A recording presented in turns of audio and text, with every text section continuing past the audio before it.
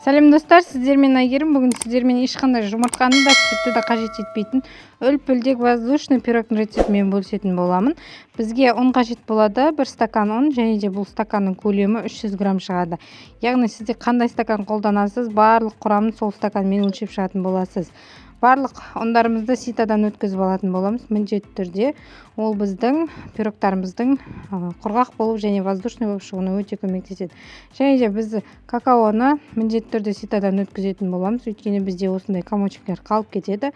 Барлығын өткізбей салсаңыздар, пирогта толық араласпай дұрыс емес болып шығады. Сол себепті бізде какаоны жаңағы ситадан өткізіп алатын боламыз. Ендігі кезекте біз шекерімізді саламыз. Сосын барып және де разрыхителімізді саламыз.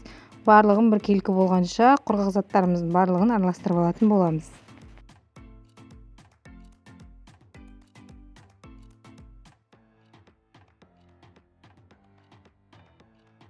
Міне біз барлық құрғақ заттарды араластырып алдық. Енді бізге осындай жылы су қажет болады, және де жарты стакан пісте май қажет, яғни сұйық май деп айтылады көп жерлерде. Құрғақ заттарымыздың барлығын салып, біркелкі болғанша сұйық теста болады, араластырып алатын боламыз. Біздің тестамыз дайын болды. Міне осындай сұйықтық болады. Енді формамызға жайғастыратын боламыз. Формамыздың диаметрі 20 см. Барлығын құйып алып, енді 180 градуста 40 минутта пісіріп аламыз. Міне достар, біздің пирогымыз үлпілдек воздушный болып шықты. Ешқандай артық затты қажет етпейді. Үйде не бар, сонымен жасауға болады. Дәмі де ерекше. Сол себепті жасап көруге кеңес беремін.